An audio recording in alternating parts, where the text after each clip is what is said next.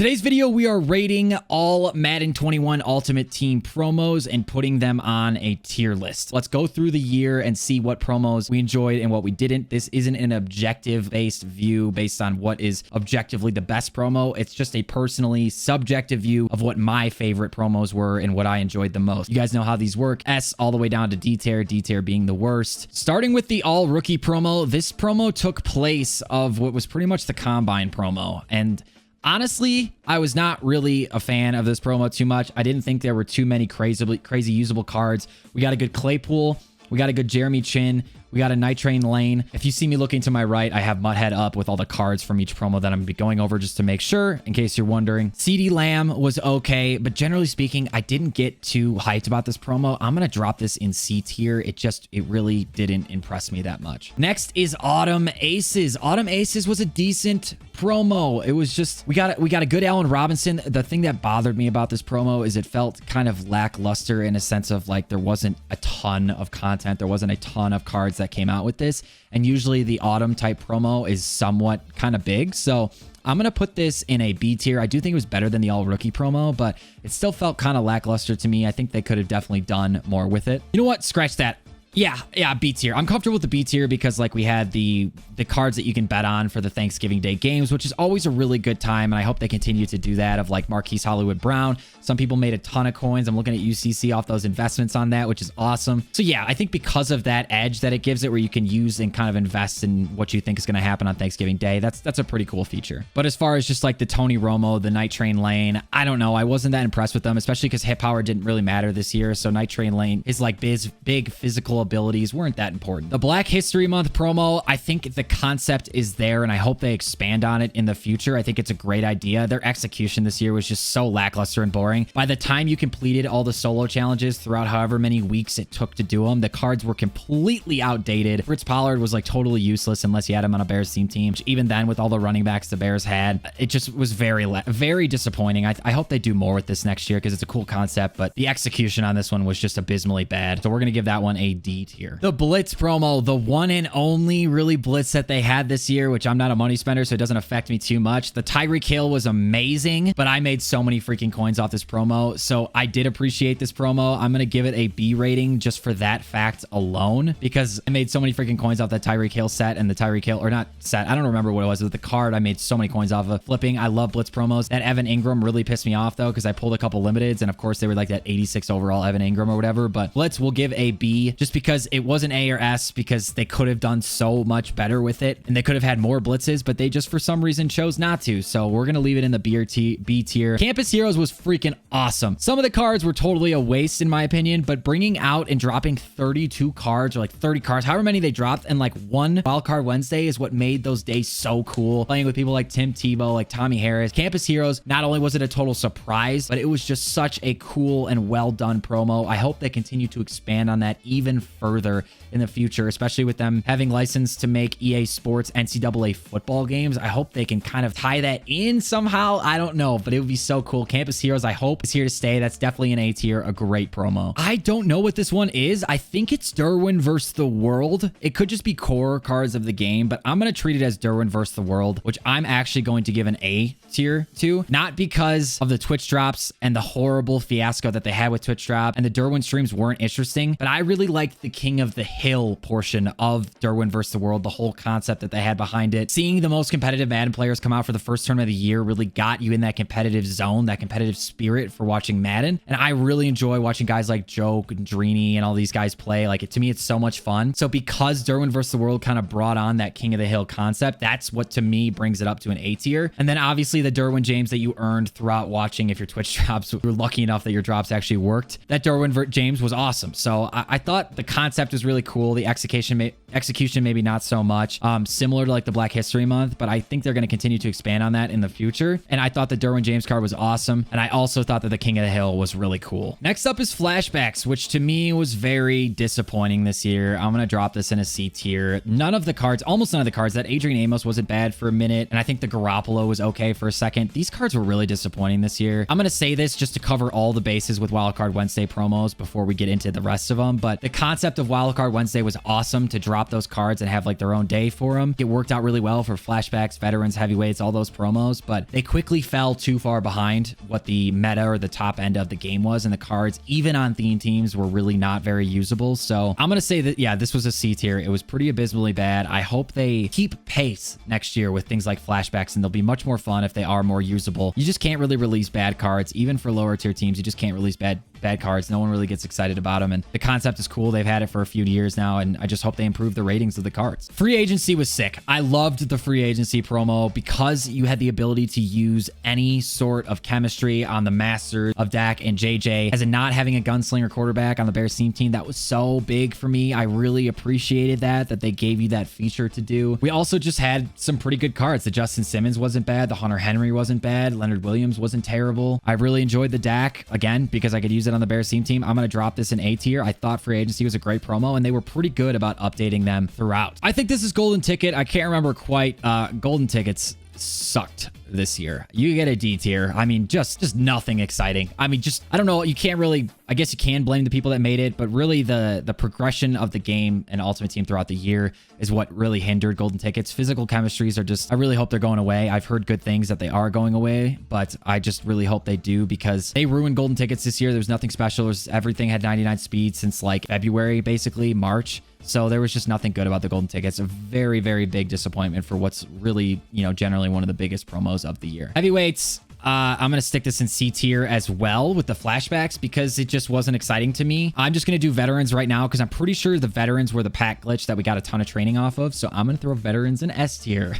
Not because the promo was good. It was pretty much C tier with everything else, but because we all made like a million training off of that glitch. I really hope it was veterans and not heavyweights. If I got those backwards, people are going to laugh at me. But because we made so much from EA Sports, it was unbelievable, baby. It was unbelievable. So veterans, just for that fact alone, you get an S tier, baby, even though your promo actually kind of sucked. Legends. I have a bone to pick with Legends because they never updated the lights animation throughout the year. The Legends promo itself wasn't terrible. I'll give it a B, but it was not great because I don't know, man.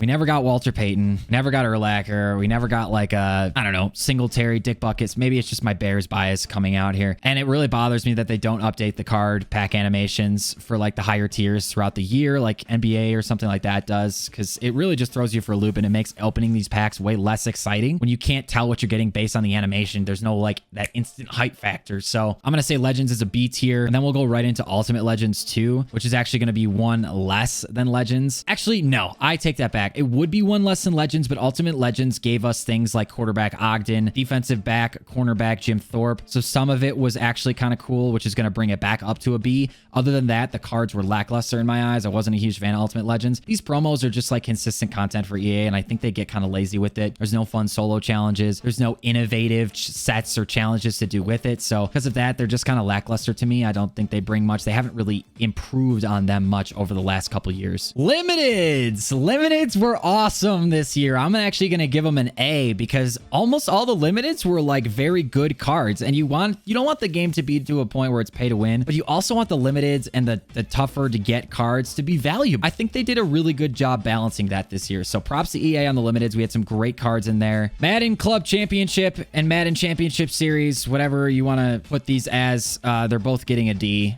I'm kind of just grouping them together. They were just grindy solos for cards that did not matter really at all. The Kyler Murray was basically unusable, which really stinks. If you're going to make someone grind like weeks in a row for a solo challenge and get on make the cards freaking good, and they didn't do that. So those kind of sucked in my eyes. They were just way too grindy, and the rewards were not there. The cards were not there, and you get a D. My favorite / second favorite promo every single year in Ultimate Team is Most Feared, along with one other that we'll get to here in a minute. But Most Feared is always such a great promo. We got an awesome Khalil Mack for this one that was limited, but I'm pretty sure it was actually glitched for a second. So he was actually super cheap, which made it accessible to get, which was amazing. There was like a coin glitch / loophole for like 2 minutes in this one, which was also pretty cool until they fixed it very, very quickly. I love Most Feared, guys. I always have. I think they did a good job on it this year. It wasn't the best Most Feared we've ever had. I thought Madden 20 was really good. Even Madden 19 was also really good. I'm still going to give it an S tier because it's like my favorite promo in the game. I love the concepts around Most Feared. What I really want them to do is bring back some fun house rules. We had a house rules for it, but the hitboxes on those really tall players just don't seem to really work. I would like them to actually flesh that out a little bit and put a little bit more time into it to make them actually work. The game mode's fun, but it's always a different dynamic added to Madden every single year, and it's a way to switch it up. So I genuinely love Most Feared, and I probably will for the remainder of my time playing Madden. Mutt Heroes, a surprise stream, a surprise drop. This is my favorite promo. It used to come out in the fall, like September, October time.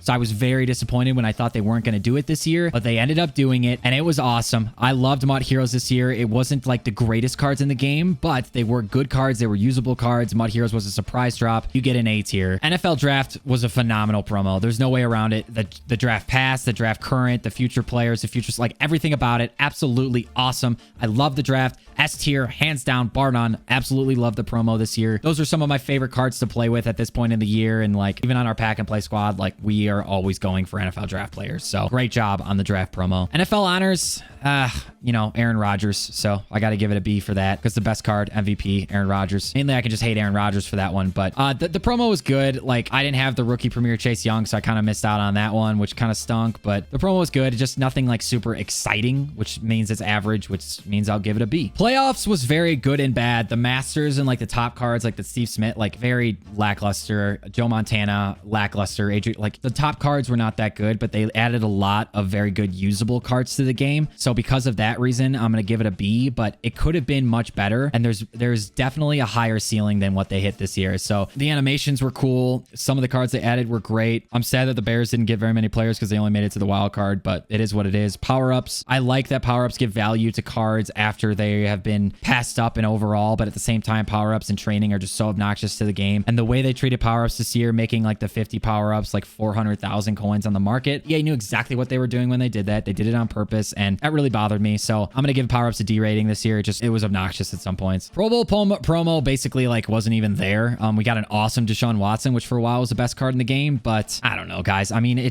there was really nothing there. We're giving this a D tier. To me, it was just not exciting. And Rising Stars can pretty much be grouped with all of the other C tier Wildcard Wednesday. It just wasn't that great. There were no standout players or anyone that you looked at and you're like, wow, I can't wait to pick that player up. It didn't exist. Haha. If I could put rivals off the page, I would, after all the damn grinding I did for this stupid thing to not get rewarded. Stupid. Rookie Premiere. The promo itself is cool. Their explanation and how complicated they made it, not. So because it was cool, but it was still ridiculously complicated, I'm going to put it in C tier. Sugar Rush did not have very many cool cards. They had that Steven Jackson, which was pretty cool. But again, there was just, okay, well, looking at this now, it looks like I'm lumping the Easter eggs into Sugar Rush, which gigantically level up this promo. Easter eggs were such a huge W that I would have given this a C because the promo itself was not great. Because the Easter eggs were so awesome, we're gonna give it an A. Super Bowl, really cool pack animations, somewhat usable cards. We had already just gotten so many of the cards like basically for playoffs cards before that. So I don't know, it was cool but not amazing, kind of similar to a lot of these. I'll plop that in the B category. Superstar MVPs is always like the first promo of the year, and I enjoyed it this year. I think they did a good job. I like how they introduce you to different abilities that you can use on cards without having to spend the training. I'm gonna give that one an A. I genuinely do like that promo. They did it in 20, I liked it. They did it in 21, I liked it. I hope they continue it in 22. Team Builders, the